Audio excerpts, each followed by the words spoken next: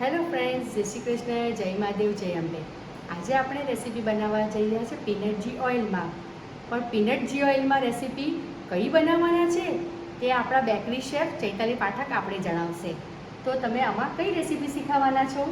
હું આજે ગટ્ટાની રેસીપી બનાવવાની છું. રાજસ્થાની રેસીપી છે. હવે તમને એમ થશે કે ગટ્ટાની રેસીપી એટલે શું? એ તો બહુ સિમ્પલ હોય છે, પણ આપણે એક સ્ટફિંગવાળી રેસીપી બનાવવાના છીએ. અત્યારે ચોમાસામાં વેજીટેબલ્સ બહુ જ ઓછા આવતા હોય છે અથવા ખરાબ આવતા હોય છે, તો પછી આપણે કંઈક ઇનોવેશન કરવું પડતું હોય અને આપણા બચ્ચાઓને પણ કંઈક નવું નવું બનાવીને ખવડાવવું પડતું હોય. એક સરખું ખાઈને એ લોકો પણ બોર થઈ જતા હોય છે. તો આજે હું સ્ટફ ગટ્ટાની રેસીપી બનાવવાની છું પીનટ જી ઓઇલમાં. તો જે વ્યુઅર્સ આપણા રાજસ્થાની છે અને એ નોર્મલ ગટ્ટાની સબ્જી તો બનાવતા જ હોય છે, તો આજે આપણે ચૈતાલી પાઠક કંઈ જુદી રીતે રેસીપી બતાવશે. પણ એ રેસીપી જોવા માટે તમારે મારી YouTube channel The kitty diaries by Nikita subscribe, like, bell icon દબાવવાનું ભૂલવાનું નથી.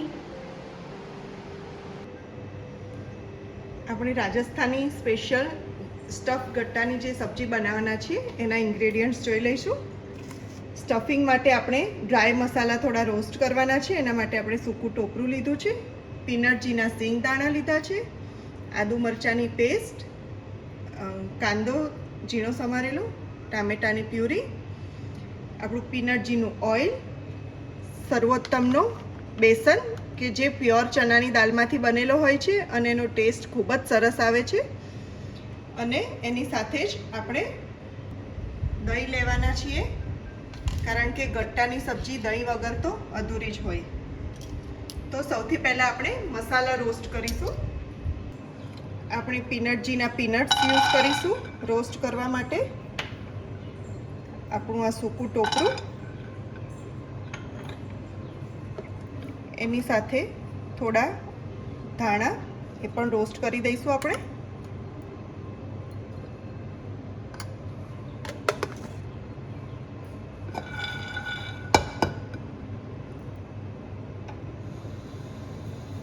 તમારી આ ગટ્ટાની સબ્જી તમે પીનટજી ઓઇલમાં બનાવો છો, તો અને એના પીનટજીના પીનટ્સ જી ખૂબ જ સરસ હોય છે. તમે યુઝ કર્યા છે? હા, મેં યુઝ કર્યા છે અને ખૂબ જ સરસ ટેસ્ટ આવે છે અને એની સ્મેલ પણ ખૂબ સરસ હોય છે. રસોઈ બનાવીએ તો 2 ઘર સુધી એની સ્મેલ જતી હોય છે.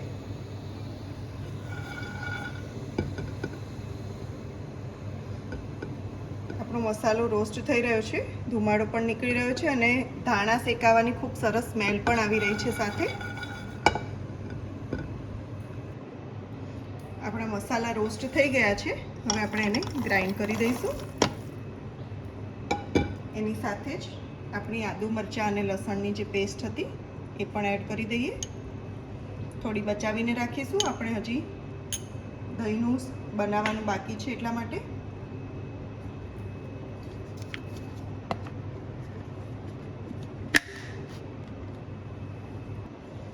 આપણા મસાલા બધા ગ્રાઇન્ડ થઈ ગયા છે.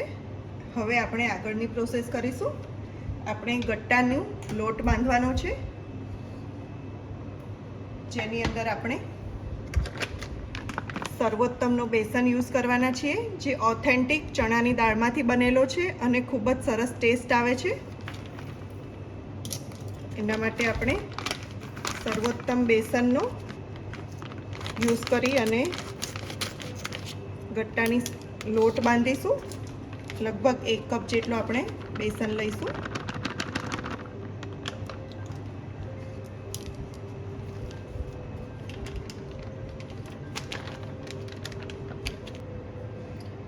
ગટ્ટાનો લોટ માટે આપણે સર્વોત્તમનો બેસન લીધો છે.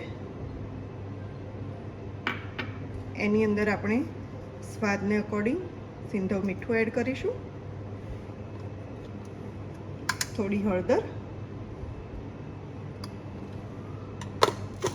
બધી જ વસ્તુને સરસથી મિક્સ કરી અને લોટ બાંધી દઈશું આપણે.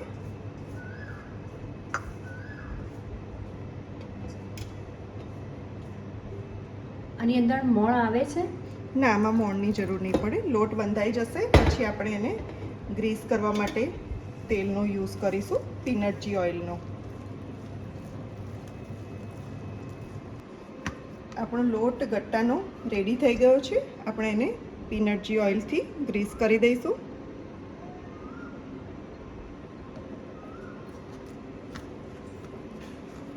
અને આને 10 મિનિટ માટે રેસ્ટમાં મૂકી દઈશું.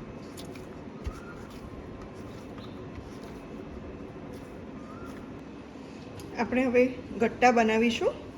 એના માટે આપણે જે સર્વોત્તમ બેસનનો યુઝ કર્યો હતો અને એમાંથી જે લોટ બનાવ્યો હતો એને વણી લઈએ. આ બાજુ મેં મારું સ્ટીમર પણ ગરમ કરવા મૂકી દીધું છે, કારણ કે આપણે આ ગટ્ટા જે બનાવીશું એને સ્ટીમ કરવાના છે. આપણે જે રોસ્ટ કર્યો હતો મસાલો, એ મસાલો લઈ અને આની ઉપર આપણે સ્પ્રેડ કરી દઈશું.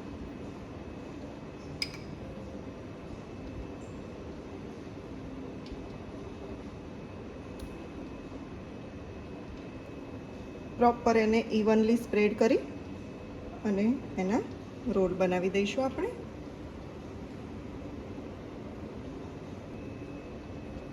થોડું આને થીક રાખવાનું છે, કારણ કે બહુ પતલું રાખીશું તો એ ફાટી જશે.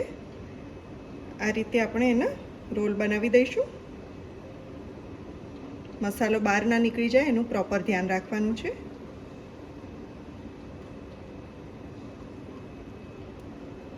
આપણો રોલ એકદમ સરસ રેડી થઈ ગયો છે. એને આપણે રોલ રેડી છે, એને આપણે સ્મોલ સાઇઝના કટ કરી લઈશું. આ બાજુ આપણું પાણી ગરમ થઈ ગયું છે. એની અંદર આપણે આપણા રોલ્સ જે છે એને બોઇલ કરવા મૂકી દઈશું. લગભગ 5 મિનિટની અંદર આપણો આ રોલ્સ બોઇલ થઈ જશે.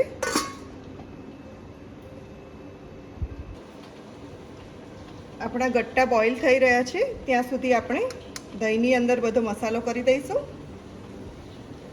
થોડી હલ્દી, થોડું લાલ મરચું,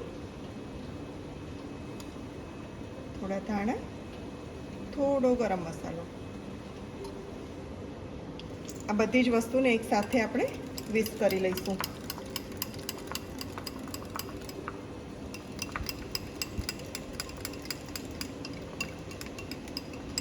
આપણે દહીંને સરસથી બધું મિક્સ કરી દીધું છે મસાલા સાથે. હવે આપણે એક પેન ગરમ કરી અને એની અંદર ગ્રેવીની તૈયારી કરીશું. આપણું પેન ગરમ કરવા મૂકી દીધું છે. એની અંદર આપણે પીનટજી ઓઇલ યુઝ કરીશું. આપણું તેલ ગરમ થઈ રહ્યું છે. એની અંદર આપણે થોડું જીરું નાખીશું.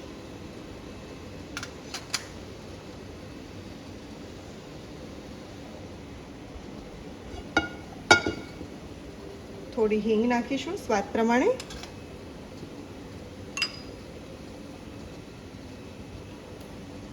આદુ મરચાંની પેસ્ટ,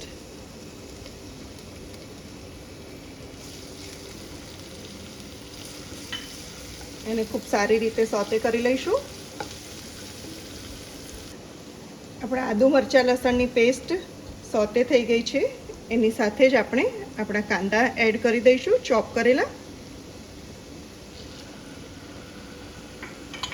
એને પણ સારી રીતે સોતે કરી લઈશું.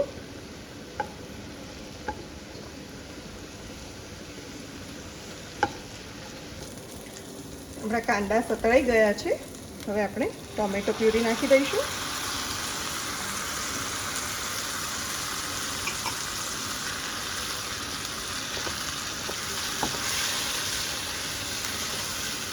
આજે જે ગટ્ટાની સબ્જી બની રહી છે તે કંઈક અલગ રીતે બનાવે છે ચૈતાલી. તો પ્લીઝ જે રાજસ્થાની છે તે પણ જોઈ કે એ લોકો જે ગટ્ટાની સબ્જી બનાવે છે તેની થોડી જુદી રીતે છે. અને વિડીયો એન્ડ સુધી જોજો. અને એ વિડીયો જોવાનો છે the kitty diaries by Nikita. આપણા કાંદા ટામેટા સરસથી સતળાઈ ગયા છે. હવે આપણે જે દહીંની અંદર મસાલો કર્યો હતો એ બધો અંદર એડ કરી દઈશું.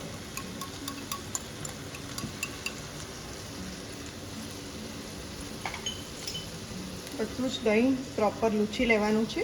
મસાલો એનો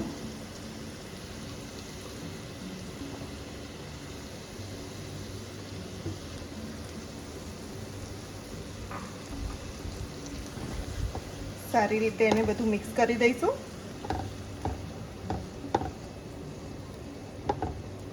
ચૈતાલી ગટ્ટાની સબ્જીની જે ગ્રેવી બની રહી છે ને એની સુગંધ તો ખૂબ જ સરસ આવે છે. Thank you. અને એકદમ યુનિક રેસીપી છે, કારણ કે લગભગ આપણે સાદી રીતે જ ગટ્ટાનો લોટ બાંધીને એને ઢોકળી જેવું બનાવી અને છાશની અંદર વઘારીને ખાતા હોઈએ છીએ, પણ આ રીતે ખાધી હોય ને તો ચોમાસાની અંદર ખૂબ જ મજા આવી જાય છે અને કદાચ રોટલી કે ભાતની પણ જરૂર નથી પડતી, એકલું જ શાક ખાવાની આમાં મજા આવતી હોય છે. આપણી ગ્રેવી લગભગ તૈયાર થઈ ગઈ છે. આપણે સ્ટફિંગ માટે જે મસાલો બનાવ્યો હતો એ પણ આની અંદર થોડો એડ કરીશું, જેનાથી આપણી ગ્રેવી થોડી થીક પણ થશે અને ટેસ્ટમાં પણ ખૂબ સરસ લાગશે. બધી જ વસ્તુને સારી રીતે મિક્સ કરી 1-2 મિનિટ માટે એને ગેસ પર થવા દઈશું.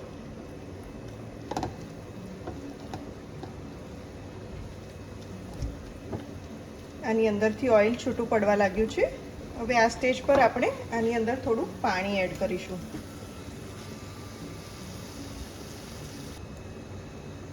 હવે જ્યાં સુધી ઘટ ના થાય ત્યાં સુધી એને ઉકાળવાનું છે.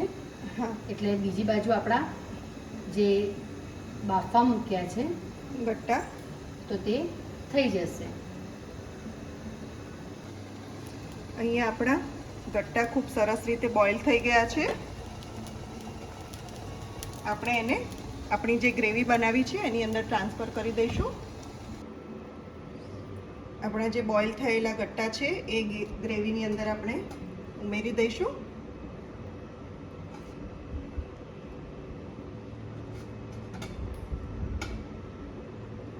અને આને 5 મિનિટ સુધી બોઇલ થવા દઈશું. આપણા ગટ્ટાની સબ્જી રેડી થઈ ગઈ છે. હવે આપણે સર્વિંગ પ્લેટમાં એને સર્વ કરી દઈશું.